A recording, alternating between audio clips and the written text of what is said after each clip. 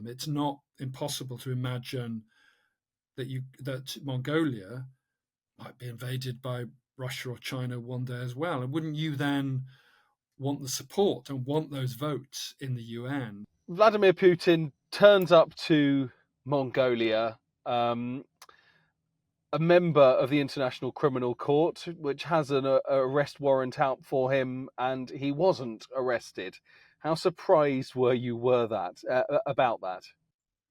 I wasn't surprised at all. It would have been absolutely stunning and amazing and unthinkable, really, if they had arrested him and raised a finger against him. I mean, for a start, it's a state visit, so the Russians, I'm sure, during the extensive prep, would have said to the Mongolians at some point, "You're not going to arrest our president, are you?"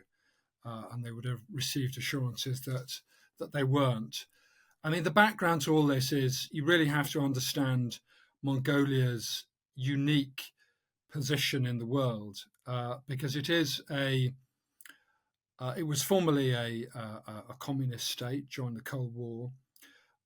It very soon after the Berlin Wall came down, it quickly went through a peaceful revolution and has been ever since, since the early 1990s, a democracy, not a perfect democracy, but a legitimate democracy where there's a relatively free press, relatively free parties, a certain amount of corruption, but that doesn't negate the fact that basically people get to vote fairly and get the government they choose.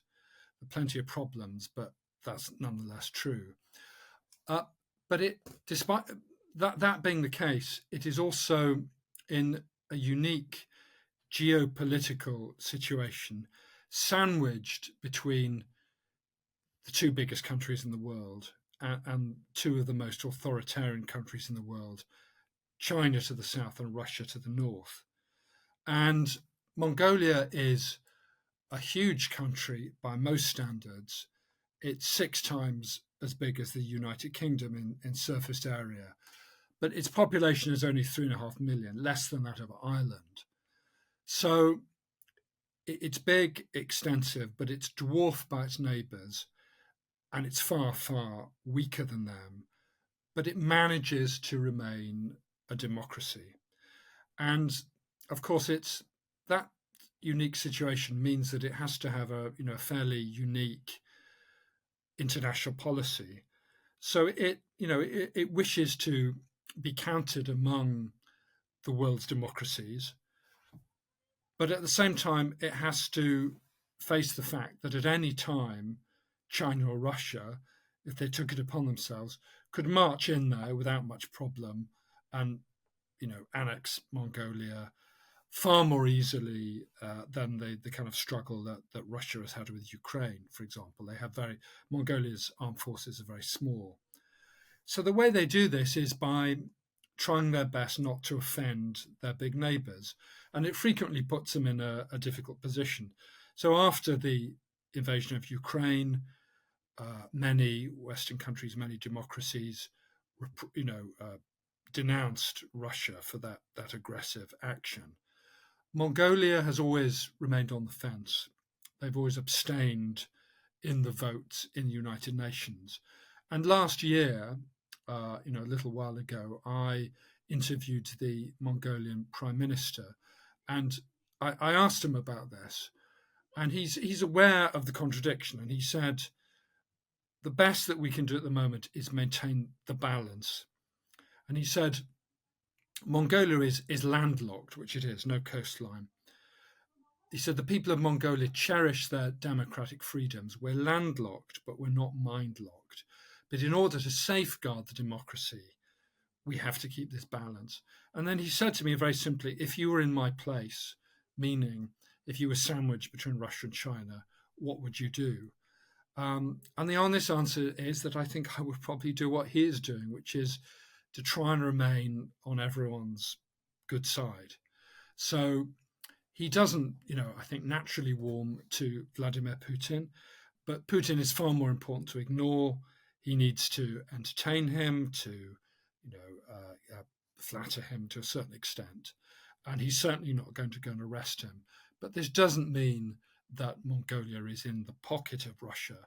It's trying to walk this very narrow tightrope between being free and democratic and supporting those values, but maintaining its freedom.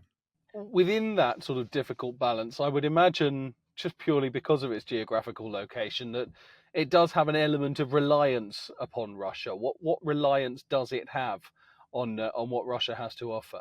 Well, there's a lot of trade. Mongolia doesn't have very much to export, and it relies on imports. It gets its oil and gas basically from Russia, nearly all of it. China to the south is its biggest customer, so Mongolia has copper, coal, minerals, and cashmere as well, which it exports to China. So if Russia was to turn off the oil and gas tap, Mongolia would be in a lot of trouble. I mean, its national grid would shut down fairly quickly. So that's another of the reasons why they have to tread so carefully. Just to be clear, I mean, Mongolia signed a joint statement last June with offering unwavering support to the International Criminal Court, of which, as we've said, it is a member. It is a much more complex situation for them than to just say that was a disingenuous sign. It's very complex. I mean, I don't, I don't have inside information, but there are plenty of people in Mongolia who are committed to democracy and justice, and to those Western values and that system, and they maintain warm diplomatic relations with countries like the UK, the US, and so on. And I think the International Criminal Court matters to them. But if they don't arrest Vladimir Putin, then people in the West are going to grumble. The International Criminal Court will be disappointed. They'll have to explain themselves. If they arrested Vladimir Putin, I don't know how long it would take, but there's a very good chance that Russia would invade Mongolia in response. There's no way they could get away with that. They could, I suppose, have said to Putin, well, actually, sorry, we don't want to give you a state visit. We don't think you're very nice. But that as well could have, jeopardized this balance which they are trying to maintain. So whether or not you approve of it, those are the reasons. And if the Mongolian Prime Minister looks you in the eye and says, what would you do? Then, you have to give him an answer. And I don't know what it is. I mean, it's one thing you mentioned there that they regularly abstain on votes about the Russian invasion of Ukraine at the UN, and to sort of not have a position on it from that point of view kind of makes sense. I take what you're saying. But now Ukraine is saying that Mongolia is effectively complicit in Russia's war crimes by not arresting Putin. It's a step further, isn't it?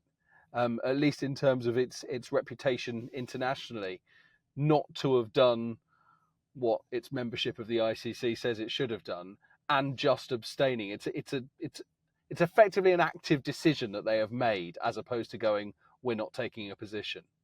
Yeah, they have a clear strategy, and their strategy is to stay on good terms with Russia. Of course, Ukraine would be very pleased if Vladimir Putin was arrested in the same way that Pinochet, the Argentine dictator, was arrested years ago. Mongolia doesn't particularly care what Ukraine thinks. I think they care up to a point, but they're not they're not going to build their foreign policy around that. They have other priorities. And those priorities, you've talked extensively now about the Russia and Chinese, issue that they've got, but that priority is very much ahead of a relationship with the wider West, or maybe not Ukraine, but it seems to me like they within this predicament that the Prime Minister, as he spoke to you, is in, he's actually been forced, just simply by geography, to I don't know, 60-40, I guess, with Russia and China compared with the wider West. when I interviewed the prime minister last year, I said to him, "Well, when you look at Ukraine, don't you feel a certain affinity with them?